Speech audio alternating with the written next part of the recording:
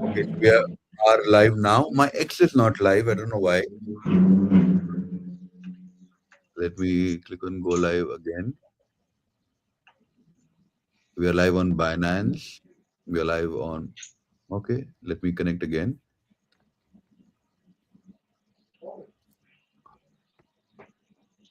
Uh, hmm, let's see. Okay, it's working now. Hmm, an error occurred. Wait a minute. What is the error? Why is not going live on X?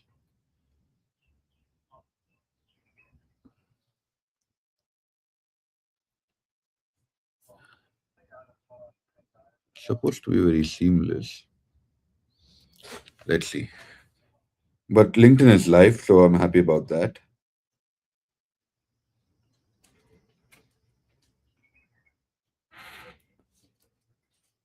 Are you not going live? You're still in AI. I'm live. Bye. Okay, I'm live on Twitter too. Great. So let's get the party started. I'm quickly going to share the.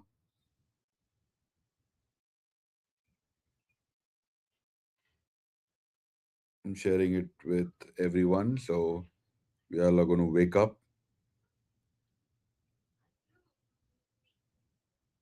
And in which part of the world are you in right now? Cool. So I'm currently in France in Paris. So I came here for the Proof of Talk conference that just happened the other day, Yeah. and but I'm usually in Italy. Okay. I actually have a lot of friends right now at Proof of Talk. Yeah, it's been a big event. It's been a lot of people, a lot of very meaningful conversations, and Twitter mood seems super down at the moment, but it was not the case at Proof of Talk. Sorry. Everybody's like, the Twitter mood about crypto seems very down, but that was not the case at Proof of Talk. In fact, we are going to be having the godfather of cryptocurrency, which is called who is called Michael Turpin. He's a legend in the space. He's also the author of the book Bitcoin Super Cycle, which I think everybody should buy. We will be having him in the evening, so we have him every Friday to understand on the market and what is happening. So we will have a bunch of questions for him. I'm just taking this moment to share it Yeah. and get this going. So, Proof and of in fact, Talk had Adam back, the person that they are now calling Satoshi. So but I checked with a lot of guys like the co-founder of Bitcoin.com. I checked with the guy from uh, he's one of the early devs of Bitcoin. His name is Uncle Rockstar. So if you've ever been to a Bitcoin event, he does a fiat funeral and gives you a $1 as his visiting card. So we had him over, and I did ask him this question. He said no. So yeah, well, Adam back himself says he's not Satoshi. So I mean, I think Satoshi would have also said he's not Satoshi, but take it for what it is. true. In fact, I was just reading about the guy from Zcash, and since you are a cryptographer yourself, Um, I have a podcast, like a full blown podcast. This is a live stream. That podcast is basically where I one second. Request your thoughts. Okay, sorry. So in that podcast, what we do is we actually go, like we drive in my car and we have a conversation. And who, according to you, is like the most epic and the most OG cryptographer in the world? Are you asking me who's mine most OG cryptographer in the world? That would be probably Hurst Feistel. It's not that much known outside of cryptography world, but it is a cryptographer from IBM who was one of the authors of the first publicly available encryption schemes. So the schemes, they were not just military or classified, and the ones who were approved for encryption in the private sector in the United States in the 60s. So all of basically then what we have now, the internet encryption, the signals, the telegrams, the bitcoins, all of that can kind of be traced to that moment. These people who have fought for cryptography to be publicly available to normal people, let's say. So that would be my take. So if I was not working at blockchains, I would have liked working at IBM just because it's kind of one of the birthplaces of modern cryptography. Nice. Uh, I'm talking to you about David Chum. Oh yeah, I've known them. Yeah, so I actually had David Chum on my podcast. I drove him from Dubai to Abu Dhabi during the Abu Dhabi FinTech Week a couple of years ago, and I asked him a lot of questions. And to a few questions of mine, he was kind of, like give me a cold response because, yeah, see, I like to push the envelope, right? So I'm going to ask him stuff that, hey, do you know who Satoshi is, right? And then, because it is public information that he has taught Satoshi cryptography. He has taught that entire batch of the Zcash founder and all that, the OGs who are not really visible right now. And in fact, he's the guy who did DigiCash. He's the guy who did the first ever, DigiCash, the electronic payment. And the entire cyberpunk movement was inspired by him. Like, imagine what a rebel, right? What a, like, Yeah, this is so absurd that all of this like modern cryptography, a bunch of those people are alive and they're going to events, so you can just go talk to them. And it's like I studied cryptography at the university, and you study these people in the program. Then you go to a conference and they are there. Absolutely. I don't know if the money that you spent was smart, but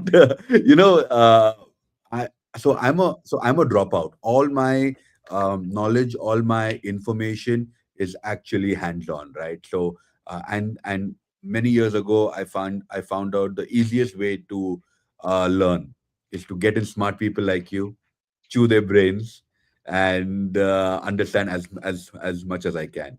Also, Well, you may not be able to tell, but I'm also dropout. yeah, I mean, I did finish the bachelor's, okay, but I dropped out of master's twice because I like started working in the industry. I didn't have time to just sit there at the class and do things. But like, yeah, I don't have a PhD, but that doesn't preclude me from like publishing research and like working with all of these professors because like, yeah, I'm like industry taught. So yeah, same here, bro. yeah. I'm not as cool as you. I'm a school dropout. So I think master's dropout versus a school dropout. I think master dropout is far more cool. No, it's just a It's, lot of people when you talk to them, they're like, say, "Oh, where did you get your PhD?" I'm like, "No, I didn't." actually, in the real world, I have never, by the grace of Almighty, and I'm really grateful. I think I've not felt a discrimination because of what I've studied or what I, like my so-called education qualification, right? I would have faced a discrimination of my color, my accent, uh, because of that. But in terms of work, I don't think so. they may would have, like, I don't think so. I've got a chance to work with some really interesting people. Since I come from India, I've got an opportunity to work with guys from IIT, which apparently is 20 times more challenging to get into than MIT, with Indian Institute of Management, which is like the B school. I've worked with some of those guys, and I like the framework that they think in, and that is what I'm trying to bring into my life. I think people go into schools and colleges not just to learn, but to build a network, to understand how to connect with people, and to build friends for life, which is supremely important. But also, I think to think in frameworks, to think in first principles, which I think no school teaches. But then someone at a premium, I think the only difference between a premium institute and a regular institute is the way you think. Correct me if I'm wrong.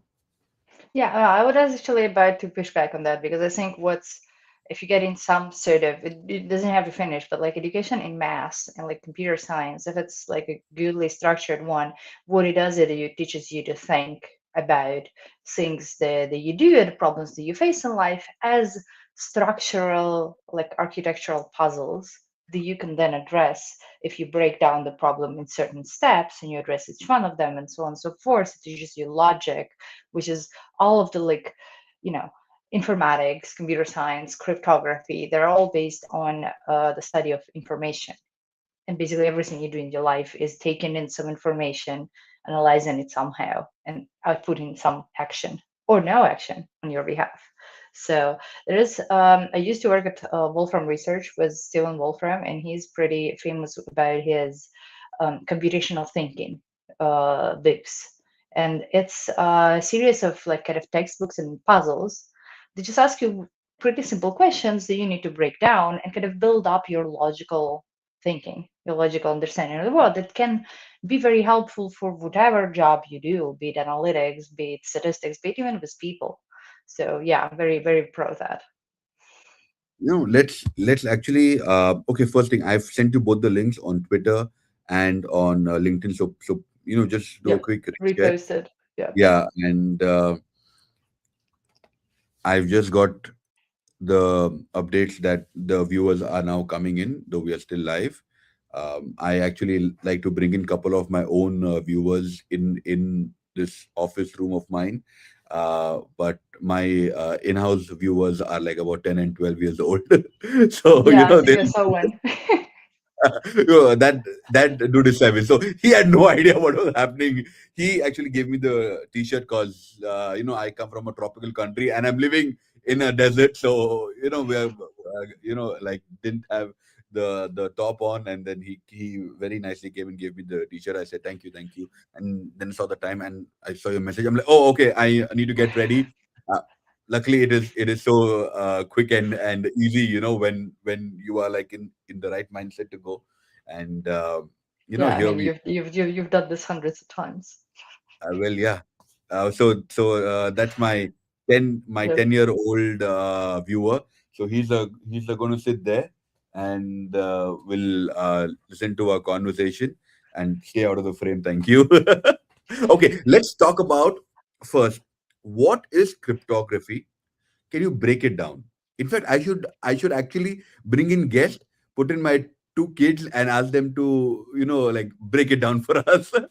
But then for all the retail investors watching us on Binance, the few guys who are watching us on LinkedIn and Twitter and YouTube, let's find out what is cryptography. In fact, the funniest thing is, I've been in crypto space for almost a decade. But if you ask me what is cryptography, I wouldn't know. I wouldn't be able to tell you. So please teach us. Yeah, I mean, I'm going to address this from again the point of view of our audience that being connected to like blockchains and cryptocurrencies, because cryptography is a very vast field and has many applications. It originally obviously comes from like the military, and the word itself, cryptography, means like secret writing. So writing something that is hidden. So it is actually very ancient. science. First cryptographical like hidden text. They come back way, way, way from ancient times, and we've known there is like one of the simplest ciphers is Caesar cipher from so like Julius Caesar Roman time. So people very, very for centuries have always tried to obtain some level of privacy to their communication and to make sure that only the person that's intended to can read it. Maybe it's only you and you just write some text in some cipher that nobody else can read, but you want to hide that information, but you want to still preserve it. So that uh, kind of intuition has led people through centuries to invent various ways to conceal communication from, let's say, the adversaries or the public. It has almost usually always been either like the higher ups, the military officers, the kings. When you wanted to send, you're king of France, you want to send a message to the king of England, but you don't want to, like the carriers in the middle, to actually read it. You obviously want to try to encrypt it. And the problem there is that, well, how will the King of England actually decrypt it if he doesn't know, the way you encrypted it? So you had to previously meet in person, exchange, saying something, okay, this is the way that I'm going to encrypt things to you. You have to maybe open this specific page in the Bible or something else and like try to decrypt it, something like that. And this has the way it worked for centuries. And then in the 20th century, cryptography started playing a very, very important role in also, again, concealing communication through radio and telegraph on the distance, that being World War I, World War II. There's a very famous movie that I think everybody who wants to know should see. It's The Imitation Game. It doesn't really go in the depths of tech, but it basically shows how important this science is now to the functioning of the world, and it has been very critical to the way that the World War II turned out. So, Absolutely. I yeah, I think everybody should watch that movie because it shows that how the war ended and how, if not millions, hundreds of thousands of lives were saved. yeah. And I think we should also like remember that when we go to the next topic of this conversation, that Alan Turing was one of the also first, say, dozen contributors to normal computers that we use today, and how that is different to from quantum computers. But we'll get there. And so, cryptography has always been a tool of the military or of the like kings and the higher ups. But in the like 60s and 70s, what started to rise the demand was actually the financial sector. Was the first one. There was a demand in private cryptography for people who are not military because they invented the ATMs and the credit cards. And so you needed a way to kind of prove on your credit card on this sort of small chip to the bank at a distance that you actually have some money, or you are who you are, or you need to like you know kind of check that the credit card actually has some money, and you don't want everybody actually go to a bank. And you don't want anybody to sit in between the ATM and the bank actually know the secret information between the client and the bank because it's a client privilege. So the demand from that sector has pushed the United States government to announce a competition of a cipher that can serve the people, not just the military. And that came out, there was a competition, and the winner came out of IBM, which is like my favorite cryptographer horse title. And it was a cipher. And the ciphers are a chapter of cryptography that's called symmetric. It means that you have one key with which you can encrypt, and the same key with which you can then decrypt. So you have just one key. That was fine for like when the bank gives you a card that has the key and there is just one key. But when the world started to grow more decentralized with the internet, that kind of was no longer sufficient. So also like in the later 70s, there was well, not just internet, so there were like already like intranets and the Pentagon and different agencies. uh, what was invented was public key cryptography. So it's called asymmetric cryptography. And that's the one that's used mostly in the blockchains. It's when you have one key that's yours, private, with which you can kind of sign or encrypt, and the other key with which anyone can verify, basically. So there is now two keys. It's why it's called asymmetric, because they have different function.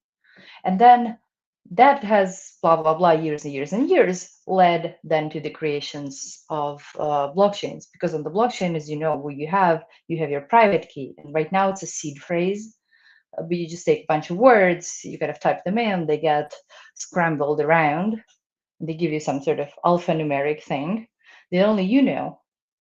And then you have a public key and address that you can give to anyone, and anyone who knows that address can like send you the funds, but they cannot spend them because they don't have your private key. Um, the problem here now that we are facing in 2026 is that a quantum computer can actually be able to take your public address and reverse back your private key, which is why everybody's so worried in the blockchains about all that. So that's kind of the recap on how we find ourselves today. If you want me to dive into any specific thing, I'm very happy to do that. Thank you, Daria. And for all the other guys watching us, if you have any questions, comments, bring it on. We'll share it with Daria.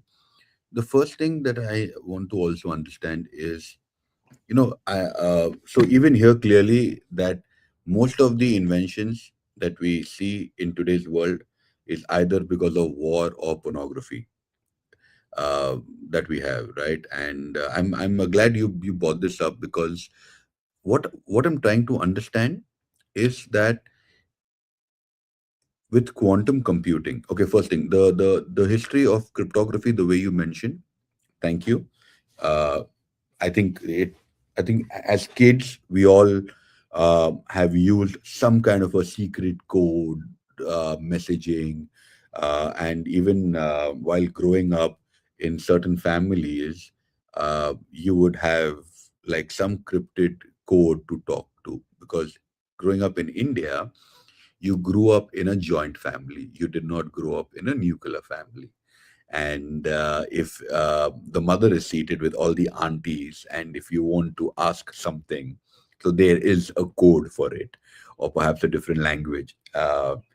When I was young, I grew up in Bangalore, which is in India, the IT hub of India.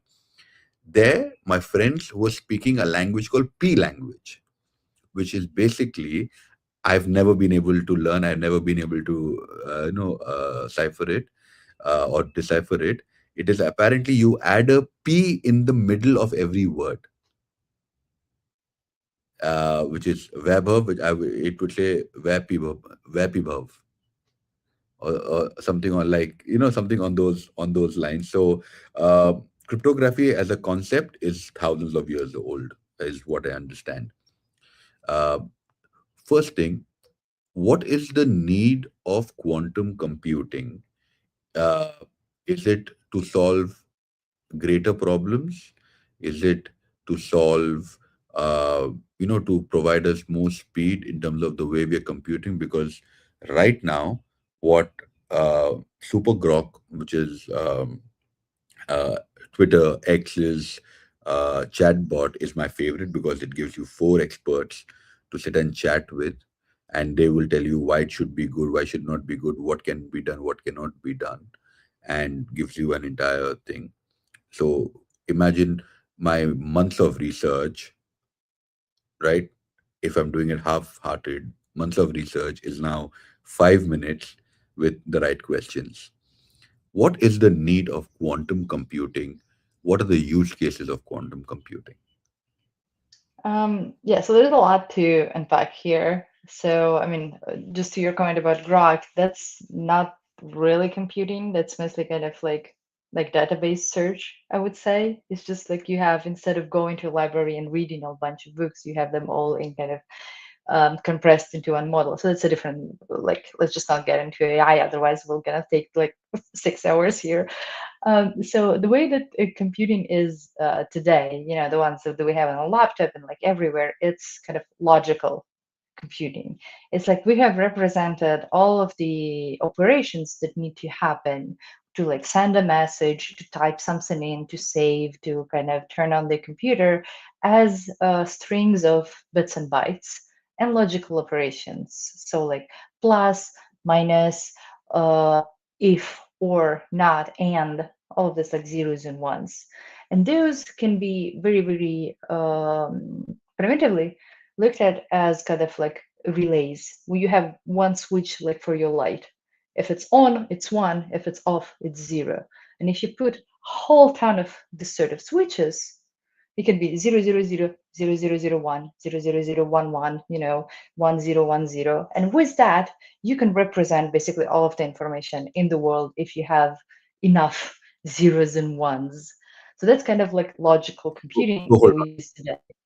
Sorry. You'll have to break this down for us a little. So 001, what she's saying is a binary code for the people who perhaps need to know. So could you just break this down a little more, because I would like to understand this in depth. So it's kind of like zero represents a nothing, if one represents a something.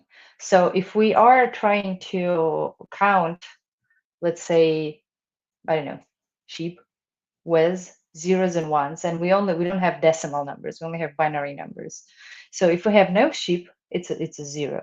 If we have one sheep, it's a one. But what do we do if we have two ships?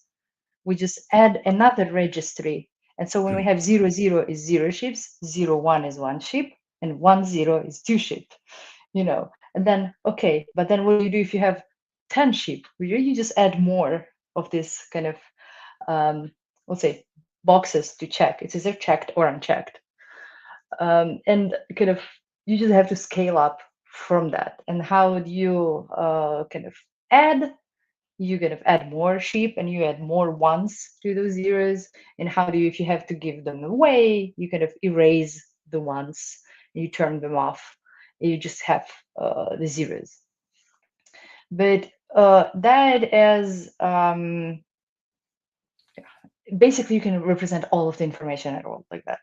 Kind of, you just But need enough but ones and zeros. got it. But how do I know you're talking about sheep or you're talking about goats, or sorry, you're talking about sheep or you're talking about cows? Well, then, because then you have to say, okay, so we have sheep, okay, and then we have cows, and we have apples, and we have bananas. And so you say, okay, so the category number zero is going to be sheep, and the category number 01 is going to be bananas, and the category number 10 is going to be tomatoes. And so you also enumerate the categories that way. That's literally how all the information in the world is working. Okay, and do you see that? Uh, is it so? Like the travel industry, in terms of how the travel industry is connected and talking to each other, it's like a 20 or a 30-year-old technology, and people are talking about disrupting it, but they are very scared to even touch it because it could just collapse everything. Uh, so the, uh, do you think we would ever see improvement or a V2 than the binary system, or we will always stick to the binary system? Also, the improvement to the binary system is actually quantum. So, but I actually just thought about a very kind of comprehensive example that can make you understand kind of binary system in a normal word is actually barcodes. Yes. Where you see, so white is zero and black is one, and every product in the world has this lines that are zeros and ones, but they're unique. They can represent any product in the world, basically. So that's how we encode information today. The problem, as you can imagine, is that it's kind of inefficient because now the more products you have, the longer and longer and longer it can do. And so we have kind of made all of our informatics, all of our digital work based on that. But what a quantum computer can do, instead of having this kind of relays that are either on or off, it can work directly with atoms in nature. So they're much, much smaller. It can read basically information directly kind of from the physical world. I'm not going to go into like into like quantum physics how that happened, but the difference is that atom, you don't really know which value it holds, whether it's a one or a zero, until you actually try to measure it. So it's in this kind of like floaty state, and when you have a lot of them, you can code very, very different type of interaction and interconnection of variables is much more complex based on this what's called superposition, that they can be kind of both anywhere in between a 0 or a 1, let's say. So yeah, that's complicated. I think I'm going to be able to explain it even No, even easier.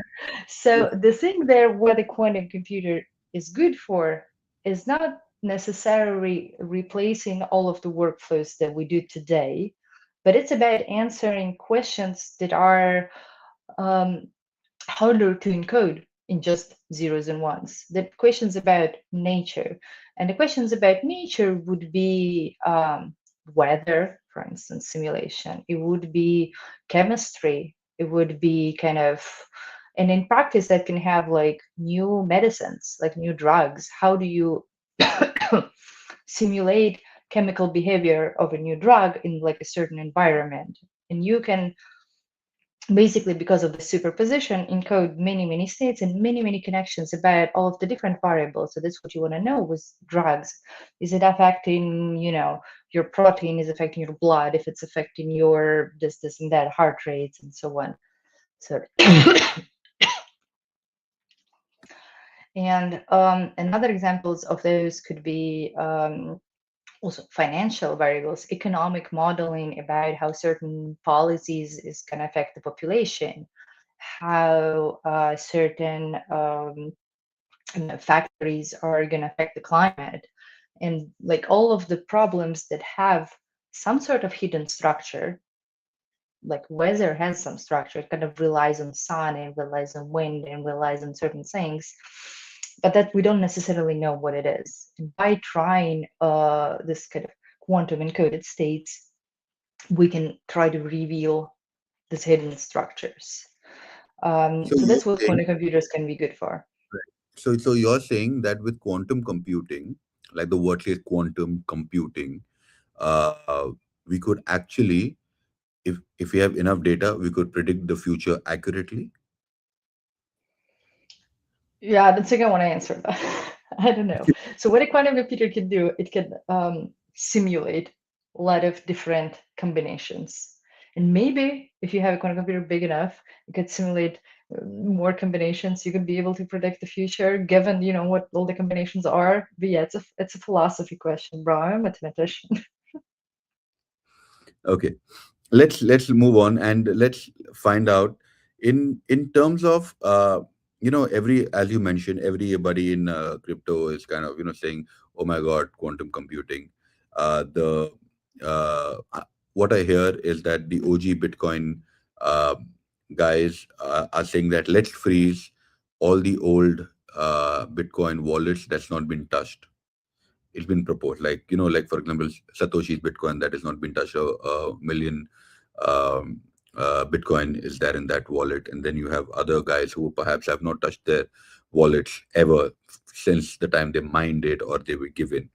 So they are suggesting that they block those wallets, and if they want to retrieve it, they can get in touch with them or figure it how that needs to be done. However, the other wallets which are active, they want to uh, make that quantum proof. Now, is quantum proof a marketing word, or is that can really happen? So, so now if you kind of remember everything that I've said so far, quantum computers are good at finding kind of like hidden structure in many variables. The problem with cryptography that we have used so far in blockchains is that it has hidden structure that connects your private key to your public key.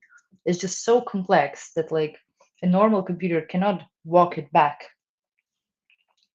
to derive your private key from your address, from your public key. But a quantum computer can, potentially, because it can find all of those hidden structures. The good news, however, is not all of the cryptography is like that. So there is different fields and there's different algorithms.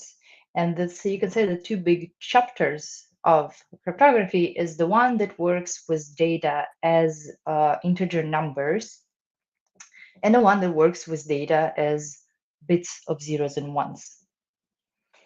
So the one that works with integer numbers is usually the one that we have used so far in blockchains because it can be much more efficient and it could be much more smaller representation of the actions that you want to do. And that's why we are talking about, oh, so many hundreds Ks of TPS potentially what you do, because those operations are very, very, very simple. Well, for a computer, but they have this hidden structure that is going to be easy for quantum computer to unwind. But then we have other chapters of cryptography that work with data as zeros and ones, and how they kind of hide it is by just kind of like randomly shuffling zeros and ones together, and not by making mathematical operations on integer numbers. So that part of cryptography that shuffles zeros and ones, as far as we know today, is impossible, very hard for a quantum computer. That may change, with research in 30, 50 years. But as far as we have known for the last 5 decades, that is not the way a quantum computer can work. So the solution that we have today that we could do is we just use everywhere this cryptography that works with zeros and one and just like shuffles them. That's good. And that works for many, many applications. It works for like Cloudflare that's gonna make the internet traffic secure. It works for encryption of like sending Signal and Telegram and all of that. And it can work for blockchains too. The problem there is that blockchains are very, very constrained environments. They have so many distributed nodes. They have very, very little time for them to communicate, and they have block limits. They have like block time limits and all of that. And the problem with that cryptography that works with zeros and ones is that the signatures that you would use to kind of prove that you are the owner of a certain wallet are huge. That's the big problem, because the ones that we use today in like Bitcoin and most of the just for comparison, in most of the blockchains are like 64 bytes. Okay, this is a elliptic curve signatures. The problem with that, the new ones that are considered quantum safe start at 600. So it's just from the Wow. get-go. Wow. And then there's like also like those that are 600 are not like considered the most secure. The most secure are the ones that are 7 kilobytes. Kilobytes. So okay, it's 1,000 times bigger. It mathematically works. It is secure. It works for many applications. But the blockchains have constrained themselves so much that kind of basically can kill them unless you kind of heavily optimize it. And that's why one reason why everybody's so uncomfortable right now in the crypto world, because when you talk about Bitcoin, if you just change the signatures, you go from 7 TPS they has today to like zero point 0.5.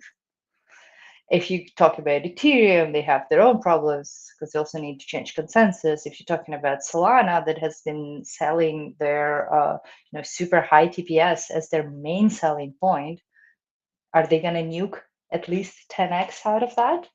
Or do they want to try to engineer it? So it's an engineering challenge right there. So, And the so second challenge is the one that you also mentioned before is user wallets. Because when Ethereum done the merge, for instance, they only needed validators, the nodes to upgrade. Now with Quantum, because the user connection between the private and address is different, every user has to change it personally. And that's where you get the question to Satoshi. What do you do there? Is like, do you think as a security engineer, if you upgrade all of your security on site, if you have a building and you want to change all of the cameras, you need to change all of them. You cannot leave some, that are not functional. Do you do that? But that's infringement on property rights. That's a philosophical question. Or then do you allow some wallets that are secure and some wallets that are insecure? That's okay. You don't infringe on property rights, but you potentially infringe on security.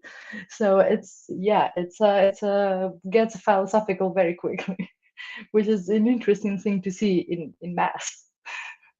so can you answer my question directly and tell me, do you think that Bitcoin should fork once quantum computing is powerful enough? So I think it should change, obviously, the user signatures, but what to do about like Satoshi coins? My stance is nothing, just like, let them be. And like whoever then is able to crack them, they would. And it will probably tank the price for some short period of time. But in the long term, that's kind of what philosophically what Bitcoin stands for. But as a security engineer in me, I would rather just freeze them. That's a lot Okay. easier. That's a lot easier. You know, we have seen the government agencies using AI capabilities to the max, right? We heard that Pentagon is using this on Iran and stuff that we have read in the news. What I want to know is that the government or the intelligence, I think, already have quantum capabilities. Not sure. Please let me know. But they're not talking about it publicly. How much of this is a conspiracy theory versus it being legit? I mean, I wouldn't say that they probably have it today. There is some quantum capacity. There is also like publicly traded companies that have some capacity. There is probably, yes, something that's not being public, but it's still kind of not sufficient, probably, to have anything serious in sort of cryptography. But if you look at it from like the game theoretic point of view, it actually makes more sense for them to not announce the fact that they have it.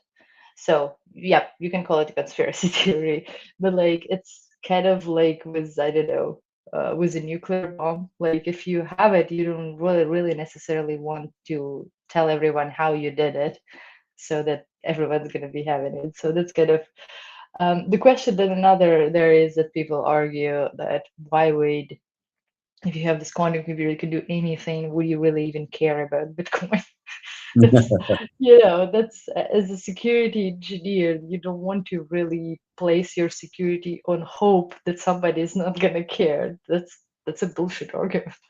True, because uh, my friends, whenever we talk to them, they say, forget crypto. First, the banking system would collapse when quantum kicks in. But I think banking guys will be smart enough, and I think are already smart enough because of the government's support. And when you have people's money, it is government's problem, right? So I think they will protect that, and I think it'll be far more easier and faster for them to get this because it is a security matter, right? For a business approval, they might take 6 months, but then for a security matter, they would be like on it. I think the government will be able to implement it like on banks far more quicker uh, than we I would. mean, there is already so NIST is a national standardization body in the United States that has approved certain types of cryptography that is considered safe. I mean, has basically commanded all of the federal agencies to one start migrating already today because the algorithms exist, and for them it's, you're right, it's far easier because like every bank has their like IT guy. They can just like goes there and he will do it in a week or maybe in a month, depending on how big is your bank. They don't need any of this decentralized coordination like Bitcoin has. And that's why we also should start moving in cryptocurrencies, especially if you have a decentralized protocol that just the coordination and the operational weight of it is harder rather than engineering. This engineering challenges too, but operational is also harder. And so the NIST has said that all of the elliptic curve cryptography and like RSAs, the other vulnerable algorithm, is going to have to be sunset. It's going to have to be removed. It has to go. I think their deadline now is 2035, but I wouldn't be surprised if they revise it to make it sooner because there's a lot of research that's came out in at least 6 months that it's probably going to push them to remove all of the vulnerable cryptography sooner. And now banks are just going to basically follow that. So I wouldn't be I think there's bigger security issues at banks which are not requiring breaking cryptography. It's just like, if you could connect to their server, you need to break cryptography. If their password is admin or some bullshit like that, that's gonna stay. That's not going anywhere. All of the like bugs and like hacking people's emails are obviously stays, and it's probably gonna be worse with AI. But cryptography wise, you want at least the parts that you can secure to be as secure as you can. So yeah, I wouldn't be that worried about the banking system. Okay. The way we are kind of moving ahead with agentic AI coming in, uh, because only about 9, 10 months ago we saw what AI could do. In fact, very soon we are going to have Ben from Singularity Net, who is also known as the modern godfather of decentralized AI, the guy who built Sophia first, the robot. Apparently, the first AI conference happened in 1956. So, 1956, my mother was born in 1956, right? And we are here right now in 2026. Massive timeline from where, like people were just trying to get together, like a meetup and talking about, what could happen to what it is really happening right now. But with quantum computing, we are talking about 10 years, 15 years. When do you practically see it hitting the mainstream?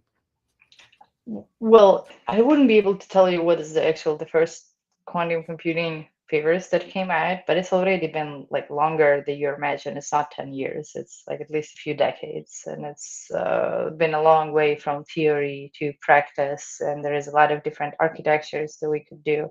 So it is accelerating really because there is, from the point of view of cryptography, there is two streams in which we need to think about. One is obviously quantum computing hardware. Is like how many qubits you can have, how stable you can have them, can you actually keep them stable, can you read from them, can you have some sort of memory, error correction, all of that. So the numbers of qubits have been uh, radically going up. Let's say there is now a lot of investment, also private and nation state, into quantum computing. It, a lot of people feel like it's on the cusp of actually working. If you remember, like the difference between like ChatGPT 2, kind of like when it came out, and when public was ChatGPT 2.5, it felt like it was. If you go talk to ChatGPT 2.5 now, it sounds retarded. like, you know. So on the quantum, we feel a lot like it's on the verge of like this ChatGPT 2.5. It's just so much has been done so far. There's just only some like one last thing that's missing, to actually get it to work. So it's more than one, but it's about the feeling, say, in the space is that. And two, the second thing that is actually maybe more relevant even for cryptography is the algorithmic improvements. So once you have like this quantum hardware, what you do, you run programs on it. And the estimate of how big of a program you need to run to break a public key used to be for many years 20 million qubits. But then somebody improved just the mass of the algorithm. No quantum required. And it came down to two, and then it came down to one, then it came down to 500K. And now we are at around like few thousand qubits. So that's like several thousand X improvement just on paper on the how do you code the program that's going to break the key. Okay, so it's not uh, just that the hardware is going up, it's also that the software is becoming better to break the cryptography. So um, so we don't know, we're not even on the best algorithms of breaking it yet, and that is also changing very rapidly, especially in the last 3 months. The paper that was saying 100K qubits came out last year. This year we already saw 10K. Okay, it's been 6 months, 10x improvement in just the software. And uh, in the end of March, Google has published the circuit that allows you to much more efficiently break this elliptic curve public keys. It's caused quite a stir in the space. It's Google what safeguarding cryptocurrencies paper. It's called. It's like 60 pages. And like, why would Google be worried about cryptocurrencies? Because it's now like Bitcoin, all this monetary system has basically become like a national security question. So they have released that paper, and they did not release the algorithm. They say it's too dangerous to do. We're going to put the ZK proof of the algorithm in the paper so that we can prove to you that we have it, but we're not revealing it to like maybe enemy nation states or like somebody who's going to want to try to break it. Okay, they did that. You know how long it took for other scientists to kind of reverse engineer it? 2 months. Okay. Last week, literally like 3 days ago, French researchers have published that they have kind of reinvented this circuit based on kind of this vague information that Google have given to them, and now they have it. Now it's public. Now they have it, and so they published that. And people on like Twitter, the Eigenlayer team, and a bunch of other people, they said, "Okay, what if we try to improve it again now that we have that circle?" And so what they did, they published it on the website, and they asked for contributions from people. And within a few days, they were able to improve it more than 20% again. So it's moving even faster. Like I almost missed it. I was at a conference, okay, and I come back to my hotel at 11 p.m. and I see this bombshell news. Okay, it's like moving even faster than people who are reading everything that's happening in the space to keep up. You know, I've had a chance to talk to Sriram earlier. In fact, I'll send him this clip that you mentioned of the eigen layer. But for founders and builders who are listening to us or will listen to us in the future, what is the smartest way for them to position themselves? Should they go all in on post quantum era tech, or should they be like a smart middle path? How should they position themselves? I would say the first thing they need to do is understand how much what they build depends on the old cryptography. Because there is one thing is just the user signatures. Okay, that may be only the protocol team can upgrade. So there again, you would analyze how much of your business model actually depends on that. You have to be very, very honest with it. Does it break or does it survive? Can you afford waiting if you're on Ethereum for Ethereum team to upgrade? That's one question. That for many people maybe yes, for many people maybe no. It depends. If you are, BlackRock that's managing billions on chain, maybe you're less comfortable than you're like some DeFi yield protocol. Okay, so there is no one size fits all. Everybody has to answer their own questions, and so so you have that. Second is you really need to, and like ChatGPT can also help you with that. Actually, it's like you don't need to understand all of this mess to know which parts actually depend on it. The problem is that we have built so much on top of blockchains that also depend on this cryptography that some of it doesn't actually exist in a post-quantum world. For instance, a lot of like custody solutions or this multi-sigs are based on like threshold signatures and multi-party computation. There is not really a drop-in replacement that you can use. So for somebody whose whole selling point was this like, oh, we're going to share all these keys and they're going to sign together, we're going to combine them into one signature, that's how we're going to release the fund, that's dead. It's there is research, there is ways probably to do it, but that can kill your business model, so you have to be very worried. So it really depends about like what you're building, but yeah, you should start looking at it. Interesting, interesting. And which layer one, layer two wallets or something else has the biggest opportunity to lead in the post quantum adoption cycle, and why? What do you think? Lead what? Like everybody has their own category. I Lead think what we are trying safety to first, do right? Security and here, safety. Yeah. So what we are trying to do here at eternaX is actually lead at the chain word. So at the protocol level, we're saying that today there is no kind of actually fully functional post-quantum EVM compatible high performance yada yada chain. It just doesn't exist.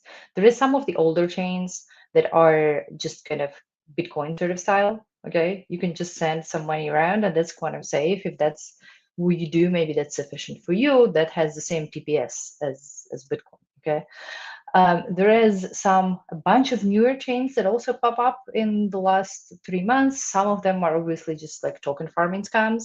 So beware of that. They just want to like sell you this quantum token, and then they're gonna rug it, and then it's done. And there is again a few of the players that are trying to move there in this window that Ethereum said that they are probably going to upgrade by 2029. That's a long time. We're not exactly sure that it's going to be on time, and I'm just not going to go about all the like politics of the Ethereum Foundation and Bitcoin and all of that. That's not my area of, of expertise, but my area of expertise is tech. And so what we did at eternaX, Mood Design Cryptographer, we targeted head on this problem that these signatures that are the most secure, they're huge. And so if you would just adopt them without architecting a smarter way around them, you would lose TPS. So what we did, we built a much more compact kind of transaction authentication primitive that allows you to use this big post-quantum signatures much more efficiently and still have high TPS and NDVM compatibility and other things like that. So you can have all of the DeFi and you can have all of that. And that's the way that we are addressing this opportunity of the space that has a lot of confusion, let's say, at the moment. No, I'm glad you answered that because my next question was going to be on the lines of post-quantum cryptography. The transactions would be slower and more expensive. So you kind of covered that for me. We have another 4 minutes. I really value your time, and in my life, I'm trying to be efficient. Otherwise, I love having conversations so much that at times the conversations keeps going way Yeah, I beyond mean, the. you can see that I can talk about this for hours. So, if you want to have me back in a I, couple of weeks, I'm very glad. I would love that. See, the idea is to have so see. I personally believe that if you want to learn something, don't go and just read books. Go and talk to a smart person who is building there, and then whatever is the conversation, you would actually learn a lot more than just reading random books. You can have those conversations and then go back to the books. It'll like then there's an ecosystem there. The last I would love to have you next week too. I will hit you up, but first let me ask you this, okay? The last section is this or that. You cannot think, you have to answer quickly. Okay. She doesn't like it. Okay, but but let's. It depends. Okay. No, no, I'm going to hold you to it. Come on, let's go. This or that. Real and imminent threat or still overhyped and years away? Quantum computing. Real, real. Okay. So all my questions are on quantum computing. Bitcoin can just fork when quantum computer arrives by then, or it's already too late. I think it still can. Still can. Okay. Start migrating to post quantum cryptography now, or wait for better and more efficient algorithms. That depends on your business model, but better start at least understanding. Okay. Accept slower transaction speed and bigger signatures of quantum resistance, or keep the current speed and take the quantum risk.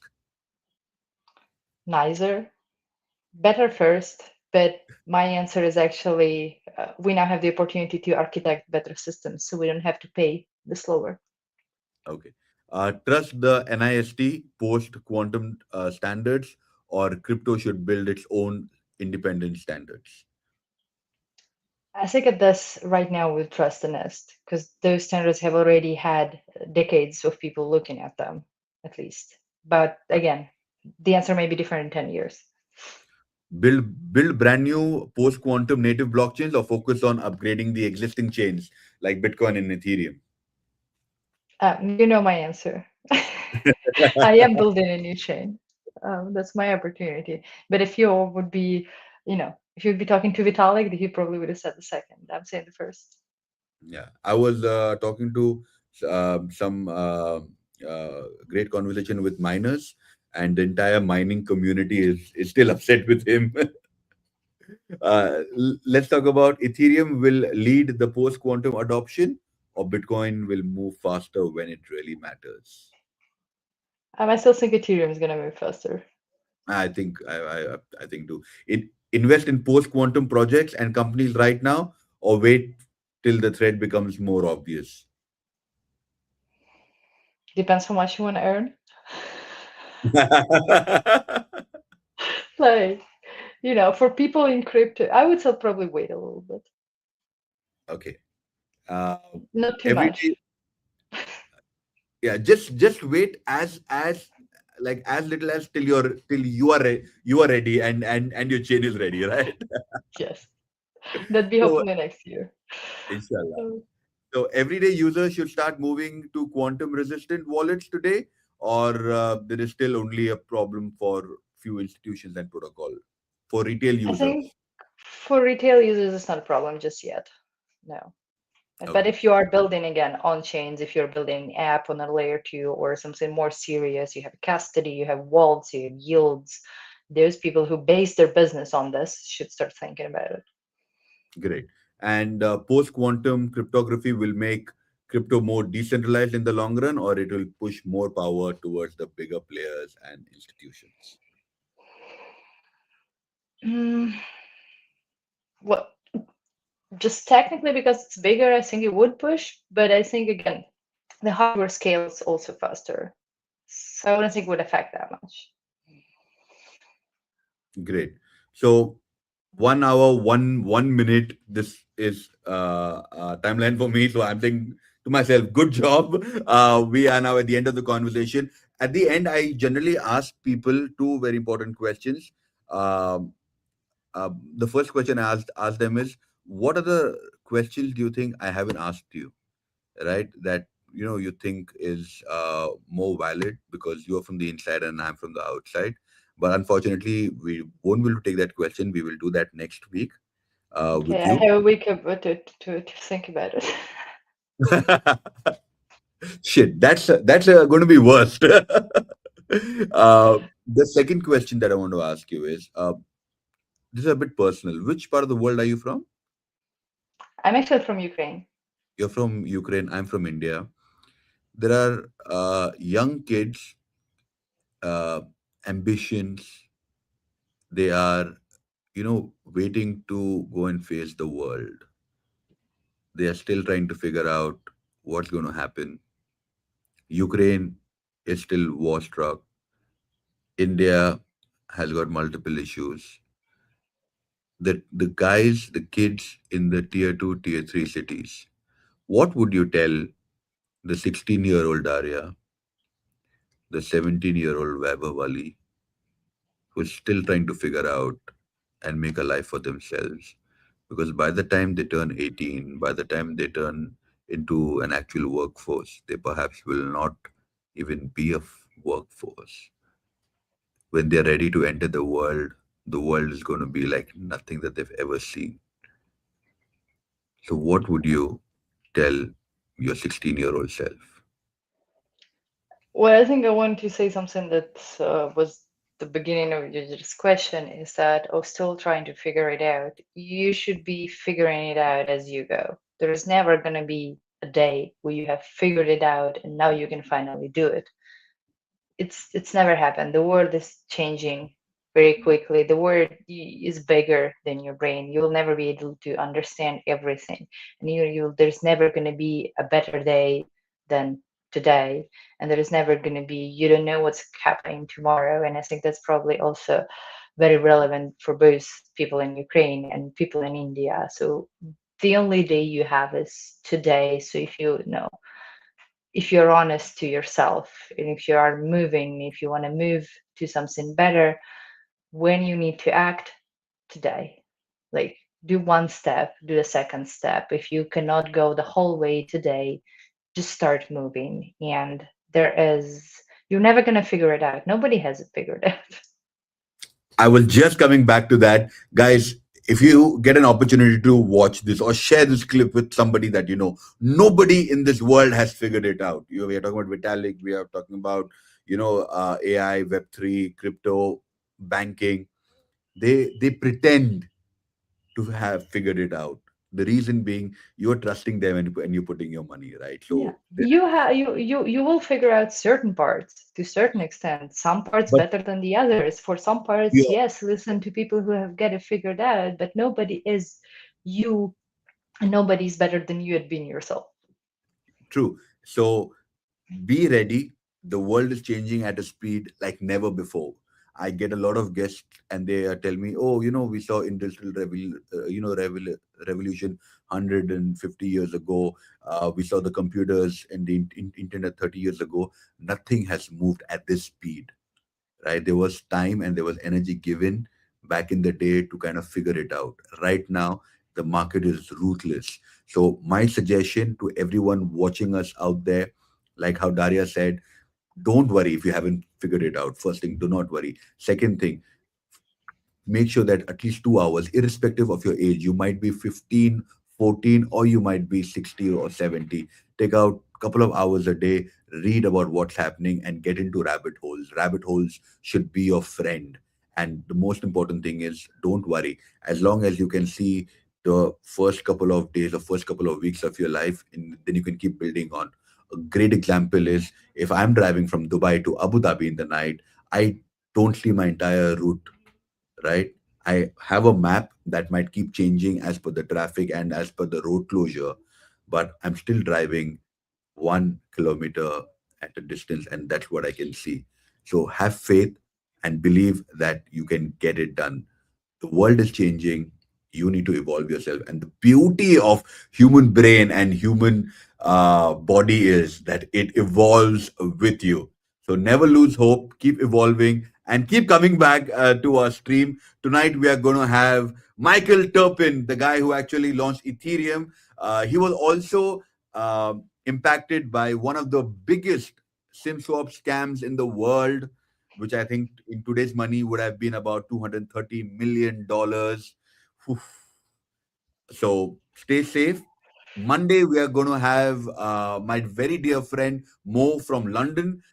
He is the head of Animoca Labs. We are going to be talking about building an AI agent and deploying them immediately. So see you tonight at 8 p.m. Dubai time. I don't know your time zone. Just Google it and find it out. Thank you, everybody. Bye bye. Daria, thank you so much for taking out time for Thank us. you for having me, and yep, gonna be back. You are going to be back. Thank you. Hold on. Hold on. Hold on.